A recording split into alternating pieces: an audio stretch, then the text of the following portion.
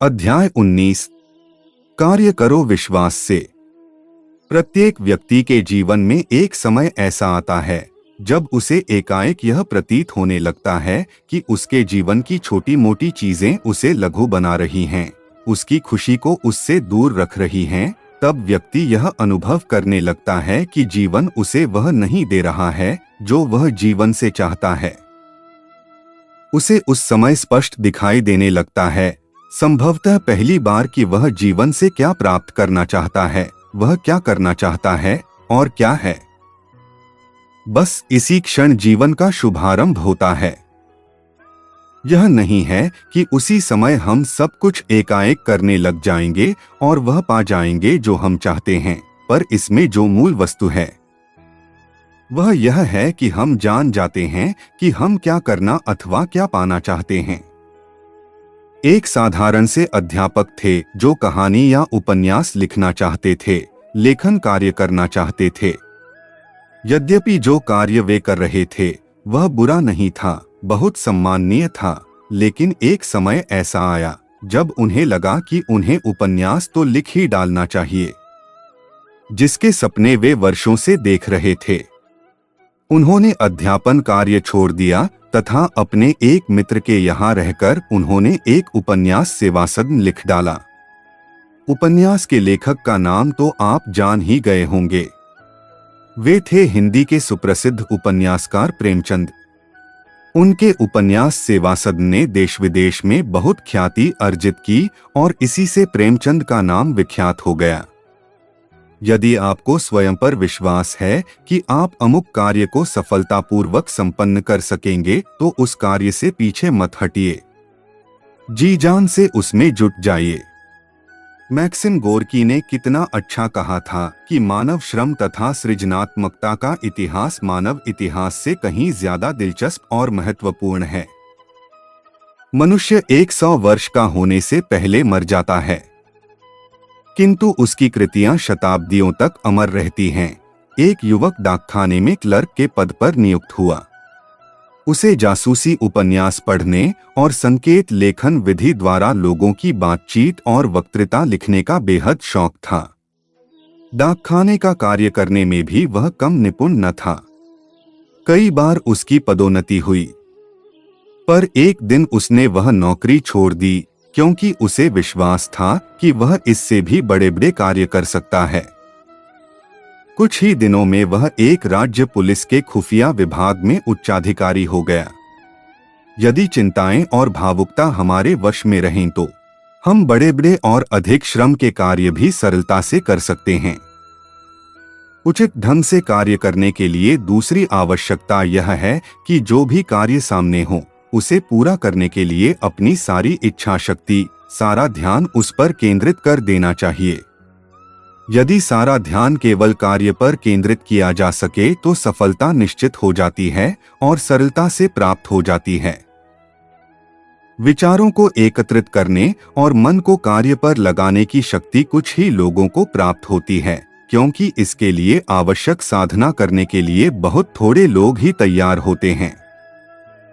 आप शायद यह कहें कि यह साधना करने के लिए आप तैयार हैं और आप केवल इसकी विधि जानना चाहते हैं। विधि केवल यह है कि पहला कार्य तो यह करें कि अपनी इच्छा शक्ति लगाकर पिछली गलतियों के लिए पश्चाताप करें और आगे के लिए डरना बंद कर दें। फिर इच्छा शक्ति के बल पर ऐसे लोगों की चिंता करें जिनका आप चाहने पर भी भला नहीं कर सकते और दुनिया के ऐसे कार्यों की दिशा जिसे आप नहीं बदल सकते, उसके लिए दुखी होना बंद कर दें और आपके सामने जो कार्य आ गया है उसके अतिरिक्त अन्य सभी कार्यों को भुला दें। ऐसा करके आप कार्य में अवश्य सफलता पाएंगे। बहुत समय पहले की बात है। एक हार्डवेयर स्टोर में एक युवा सेल्समैन ने देखा कि स्टोर में बहुत सी पुरानी चीजें पड़ी थीं जो बिक नहीं रही थीं। उसने खाली वक्त में स्टोर के बीच में एक अलग टेबल लगा दी। इस टेबल पर उसने पुराना कुछ सामान रख दिया और हर सामान पर एक सिक्के की कीमत का टैग लगा दिया। उसे और स्टोर के मालिक को यह देखकर बड़ा आश्चर्य हुआ कि सारा सामान धड़ाधड़ बिक गया। सकारात्मक मानसिक दृष्टिकोण हर प्रकार के धन का प्रारंभिक बिंदु है, चाहे वह धन भौतिक हो या अमूर्त हो। यह दृष्टिकोण भावी सफलता की आशा के धन को भी आकर्षित करता है तथा यह प्रकृति में बिखरे धन को भी प्रदान करता है। सकारात्मक मानसिक दृष्टिकोण उस धन को भी आकर्षित करता है जो अपने इच्छित कार्य में पाया जाता है, जिसमें किया गया श्रम मनुष्य की आत्मा की सर्वोच्च अभिव्यक्ति है। किसी अपूर्ण इच्छा के पूर्ण होने की आशा से जो सुख मिलता है वह सबसे बड़ा सुख होता है। जो व्यक्ति भविष्य के प्रति आशावादी नहीं होता या अच्छा बनने की आशा से कार्य नहीं करता है वह निर्धन होता है। अतीत में किसी लक्ष्य तक पहुंचने में असफल हो चुका व्यक्ति यदि भविष्य के उस लक्ष्य तक पहुंचने का प्रयत्न नहीं कर रहा है तो वह इतना अधिक निर्धन है कि शब्दों में उसका वर्णन नहीं किया जा सकता। जिस व्यक्ति में आत्मानुशासन नहीं होता वह किसी कार्य को नहीं कर सकता, न किसी कार्य में प्रवीण हो सकता है और न ही कभी किसी चीज का स्वामी ही बन सकता है।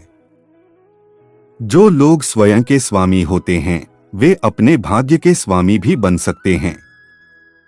आत्मानुशासन का सर्वोच्च रूप यह है कि ढेर सारा धन प्राप्त करने या असफलता पाने के बाद भी व्यक्ति सदा विनम्र बना रहे। ईश्वर ने मनुष्य को इस योग्य बनाया है कि वह इच्छा, निर्णय और श्रम के द्वारा सब कुछ प्राप्त कर सकता है। यदि ऐसा न होता तो वह नदियों पर पुल न बना पाता, समुद्र से पहाड़ियों को हटाकर जहाजों के लिए मार्ग न बना पाता और न धरती से आकाश तक का सफर करता। मनुष्य ने जितनी प्रगति की है और निरंतर करता जा रहा है उतनी किसी जीव ने नहीं की। मनुष्य के लिए कोई भी कार्य असंभव नहीं है। वस्तुतः यहाँ यह कार्य महत्वपूर्ण हो सकता है कि किस कार्य को किस रूप में किया जाए। मनुष्य के लिए तो सभी कार्य संभव हैं, किंतु कार्य को संभव बनाना कोई हंसी खेल नहीं है। उसे संभव बनाने के लिए बहुत प्रयास करना पड़ता है। सिद्धांत यही है कि किसी भी फल की प्राप्ति के लिए उत्तम बीज डालना बहुत आवश्यक है। जब तक कार्य न किया जाएगा फल का सामने आना असंभव है। कोई भी कार्य अपने आप नहीं हो जाता। कार्यारंभ से पूर्व उसका आधार बनाना बहुत आवश्यक है। आवश्यकता की पूर्ति के लिए किया गया कार्य आविष्कार बन जाता है तथा आवश्यकता उसका आधार बन जाती है। जीवन का सबसे बड़ा सत्य यह है कि संसार के प्रत्येक तत्व में एकता और संपूर्ण जीवन में समानता है। सारे संसार में एक ही तत्व कार्य कर रहा है। यदि इसका अनुभव किया जाए तो हमारे सामने कुछ भी करना कठिन नहीं रह जाएगा। प्रत्येक कार्य को करने के लिए किसी ध्येय का होना आवश्यक है। आपने यह पढ़ा या देखा होगा कि संसार के अधिकांश महापुरुषों ने भी जिस ध्येय का आश्रय लिया वह शक्ति का स्रोत आत्मिक शक्ति है। यदि आपकी आत्मिक शक्ति यथास्थिति है तो आपका मन शक्तिशाली रहेगा। आपके मन में एक अद्भुत अलौकिकता व्याप्त हो जाएगी। आपके अंतर में जितना कार्य करने का विश्वास भरा होगा आपकी कार्यक्षमता भी उतनी ही बढ़ती जाएगी। इस बात को सदा याद रखना चाहिए कि दुराचरण वाले कार्य में कभी हाथ डालकर सफलता की आशा न करें। ऐसे कार्यों में आपको क्षणिक सुख तो अवश्य मिल जाता है पर उसका कुपरिणाम भी आपको भोगना पड़ता है। मनुष्य को पीड़ा देने वाला प्रत्येक कार्य आपको सुखकर अवश्य प्रतीत होगा, लेकिन सत्य और ईश्वर से आपका संबंध टूट जाएगा। गलत काम में चमकदमक जरूर होती है किंतु उसमें स्थायित्व नहीं होता। उस कार्य को कभी स्वीकार न करें जिससे किसी को कष्ट पहुंचता हो।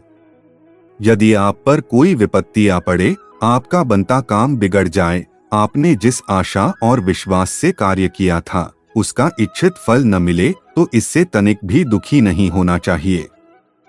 संभव है कहीं पर कोई कमी रह गई हो अथवा आपसे कहीं चूक हो गई हो, इससे हताश न हो, निराशा के भाव मन में न आने दें और पुनः प्रयत्न करें। जिस दिन भी आप सफल हो गए, सुख के सारे द्वार स्वतः आपके लिए खुल जाएंगे। आपकी सारी निराशा और असफलता प्रसन्नता में बदल जाएगी।